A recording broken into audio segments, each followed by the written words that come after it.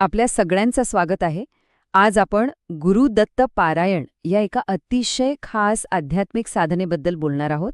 ही साधना आंतरिक समाधान आणि शांतीचा अनुभव कसा देऊ शकते हे समजून घेण्यासाठी या प्रवासात आपण एकत्र जाऊया. आजच्या धावपळीच्या आयुष्यात मनशांती आणि एक सकारात्मक ऊर्जा ह्याचीच तर आपल्याला सगळ्यात जास्त गरज आहे, नाही का? गुरुदत्त पारायण ही अशीच एक साधना आहे जी नेमकी हीच गोष्ट मिळवण्यासाठी मदत करते. बरं, गुरुदत्त पारायण समजून घेण्याआधी पारायण हा शब्दच समजून घेऊया. म्हणजे नेमकं काय? अगदी सोपं आहे.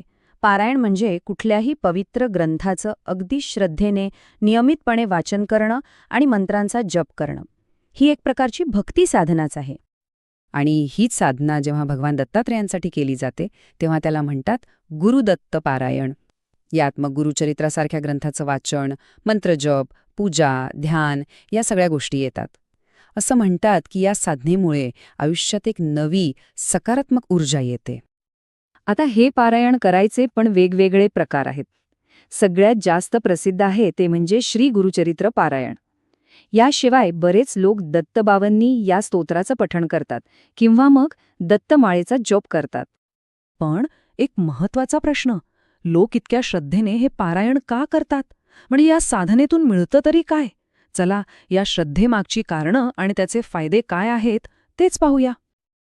अशी श्रद्धा आहे की पारायणामुळे आयुष्यात खूप चांगले बदल होतात.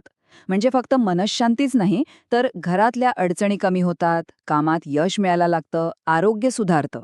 एवढंच नाही तर घरातली नकारात्मकता दूर होते आणि पितृदोषासारख्या समस्यांवरही उपाय मिळतो असं मानलं जातं. आता हे सगळं ऐकल्यावर असं वाटू शकतं की ही पद्धत खूप अवघड किंवा किचकट असेल, पण तसं अजिबात नाहीये. घरी पारायण करण्याची एक अतिशय साधी आणि सोपी पद्धत आहे. आपण तीच आता टप्प्याटप्प्याने बघूया. ही सगळी प्रक्रिया आपण 5 सोप्या पायऱ्यांमध्ये वाटून घेऊ शकतो.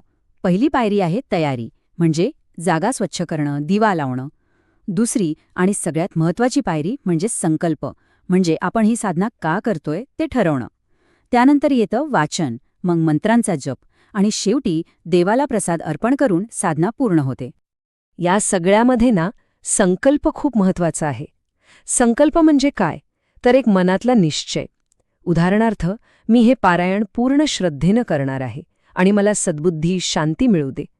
असा स्पष्ट हेतू असला की साधनेला एक दिशा मिळते.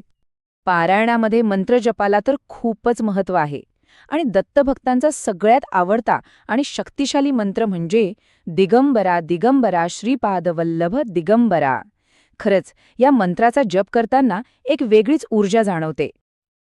आणि हो, हा जप करताना पारंपरिकरित्या 108 मण्यांची माळ वापरतात. 108 या आकड्याला आपल्या परंपरेत खूप पवित्र मानलं गेलंय. त्यामुळे एक माळ पूर्ण करणं हा साधनेचा एक महत्त्वाचा भाग समजला जातो.